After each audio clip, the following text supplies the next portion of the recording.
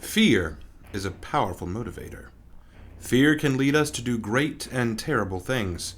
Fear of loss, fear of pain, fear of defeat, fear of humiliation, fear of death, fear of isolation. All these things drive a man to the very edge of insanity and push his limits. And when it comes to survival, fear could lead you to break your limits to survive, or it may drive you to break others. Such is the case with the killer known as the Cannibal, or perhaps better known as Leatherface. Welcome, my friends, back to the fog, a realm of evil, death, and pain. A world where a mad god plays games with terrified survivors and ruthless killers. The lines of death and life are toyed with here regularly, and terror is the only constant. The killers in this world are driven by various desires and wishes, but one shares much in common with the ones he hunts. Bubba Sawyer does not kill or hunt because he is evil, deranged, or possessed. He doesn't do it for revenge or for some cold sense of justice. No. He does it out of fear. Fear of being hurt. Fear of being betrayed. Fear of upsetting his family. Fear drives this killer to massacre and maim others. The Sawyer family were cannibals. They ate human flesh. Bubba didn't mind this, but he knew others would. He had to keep his family safe. His grandpa and Ma used to take care of him and his brothers, but now Grandpa's just so old now, and Ma, she's not moved for a long time. So it's up to Bubba and his brothers to take care of the house. He's always a good brother. He wants the love of his family, not their resentment. He prepares meals, he cleans up, and he dresses nice for dinner, but most importantly, he protects his family. Just like that day when those outsiders showed up at the house. He kills the man with a hammer. He then takes the strange girl and hangs her from a meat hook while she watches him carve up the male with a chainsaw. He then stashes her in a freezer to keep her meat preserved. But when another outsider comes in to find her, he deals with him too, killing him with another hammer blow. Where do these outsiders come from, and why do they keep bothering him and his family? He won't let them in so easy this time. He sees two more coming. One is not walking but rolling along in a chair with another woman outsider. He jumps them and kills the rolling man with his chainsaw. He then chases the other one into the house, but his heart stops dead when the outsider finds his grandpa and Ma. She screams at them. She might wake them. He chases her out and she runs to the gas station. He breaks off the pursuit. No point chasing her now. She's going to find his brothers there, and they'll deal with her. In the meantime, he has to get ready for dinner. Dinner that night is special, as his two brothers have brought the outsider to dinner. She faints at the table, which is unbelievably rude of her. After all, she was a guest. She shouldn't do that. But the brothers decide it's best they kill the girl. Leatherface agrees. It's easy to agree. The family knows best, after all, but the girl breaks free and runs for the exit. They all give chase, only for a truck driver to run over one of Leatherface's brothers as if he was roadkill. Leatherface flies into a rage, but he is beaten back by the truck driver.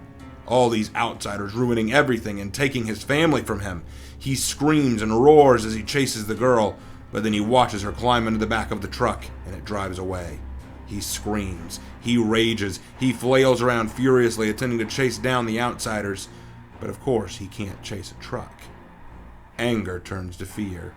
His brother is dead, his other brother is nowhere to be found, and his grandpa is too old to do much anymore. What will happen to his family if that girl gets the other outsiders to come and take them away? He can't live without them, can't think without them. He needs them to direct him, to care for him, to love him. What will he do without his family? He was all alone, the fear of isolation claiming him. He sank into despair, until another force made itself known to him. Bubba screamed and cowered in fear. There was something reaching out to him. Some great monster in the shadows coming to claim him. He was afraid of it. He didn't want it. Make it go away. Make it leave him alone. But the shadow was comforting. It was kind. It would not hurt him. It would give him directions. As fear began to dissipate, he opened his eyes and looked around to see a world that was both foreign, but also familiar. Surrounded by darkness, the shadow told him it was okay. He was safe here. But outsiders may try and come again, to hurt him, to take him away. Bubba found his resolve again. He had failed his family, but he wouldn't fail the shadow. The Shadow would love him and take care of him, and all he had to do was defend the Shadow from the outsiders. Oh, they would scream. They always scream. But he would silence them with the overwhelming screams of the Saw. Just let them try and escape the massacre. Now, I watched the 1974 film The Texas Chainsaw Massacre when I was about 14 years old. I didn't really like it at first, mostly because I didn't really understand it. As I grew older and grew an appreciation for film and storytelling, I found it more entertaining and actually something of a gem of the horror genre. Not to turn this into a movie review, but I believe that for the time it was released, it did more than merely provide a good horror movie. It helped to establish that you didn't need a bunch of jump scares and bloody violence to get really good quality horror. I don't agree with the horror creators Stephen King or Wes Craven, who call it one of the best horror movies ever made, however, though I will acknowledge that the acting, delivery, and atmosphere propel it to do what other horror films today fail to accomplish. But with all that in mind, the psychology of Bubba Sawyer is one that I think is needed in the fear and horror genre.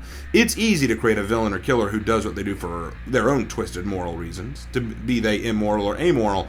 Some kill because they feel it's justified and the right thing to do, to purge the world of some supposed wrong or sickness. Others do it for revenge or for wicked intentions, as literal demons or monsters with a yearning for death and pain. But in the case of Bubba, he's more like a child who kills out of desperate need to do so for self-preservation. I once remember a story about 3 older brothers who went out into the woods with their baby brother behind them. The brother saw a fox and threw stones at it, breaking its leg. They then handed a rock to their baby brother and told him to kill it.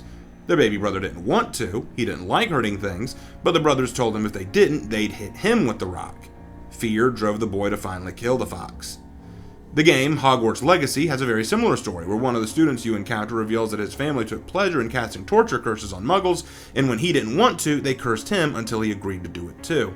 But the difference is that in the case of the little brother and the wizard from Hogwarts, is that Bubba, though perhaps reluctantly at first, fully gave in to the compulsion to do harm.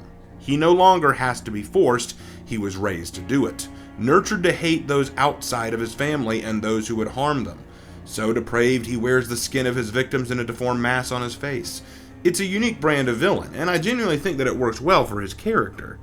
Now, the cannibal, okay, let's just call him Leatherface. That's what most people know him as, or Bubba, I guess. Leatherface's power is one that has sparked a lot of talk among the DVD community. Some calling it too strong, or cheating by some, and has been heavily nerfed. Yeah, it's pretty nerfed now. I won't say it's as strong as it used to be. Leatherface's power is his chainsaw, or Bubba's chainsaw. At the start of the match, you have 3 charges. Pressing the power button starts to rev up the chainsaw, and releasing it activates a chainsaw dash, where Leatherface sweeps the chainsaw back and forth repeatedly in front of him for 2 seconds, while moving forward a little. A survivor hit by the chainsaw is immediately downed. If the power button is pressed again during the chainsaw dash, you can consume another charge and extend the amount of time sweeping.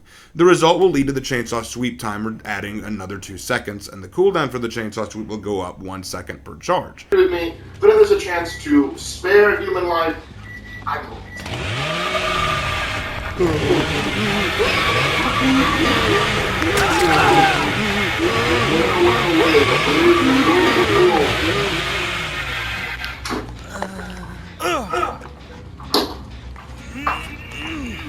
While revving up the chainsaw, a tantrum meter will fill. If Leatherface fills the meter or hits an obstacle, he will fly into a tantrum, flailing his chainsaw around wildly and downing any survivor in proximity. The power is simple but effective, and because of its devastating ability to down survivors easily, many have declared that Leatherface is just too strong. But in the hands of someone like me, I think you'll find I get bullied quite often.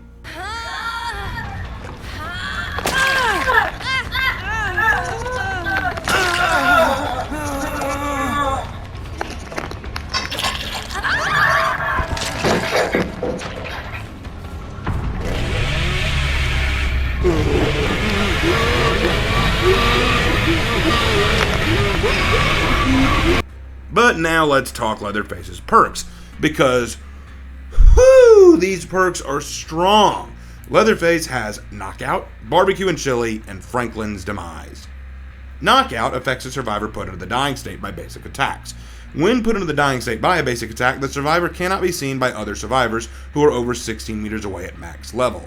This effect lasts for 15 seconds, and on top of this, the survivor is blinded and deafened to other auras. Their crawling speed is reduced, and their recovery speed drops by 22%. This perk is fantastic at keeping survivors down longer, allowing you to focus your efforts on the still standing survivors, knowing your prey will have a harder time getting back up. Barbecue and Chili is perhaps one of the most famous perks in the killer's arsenal. After you hook a survivor, all survivors who are at least 40 meters away from the hook will have their aura revealed for 4 seconds. This perk provides excellent benefits. It allows the killer to easily begin their next hunt for the nearest survivor, and it allows you to be aware of any survivors hiding nearby, hoping to rescue their comrade. Killers who carry this perk become all that much harder to avoid.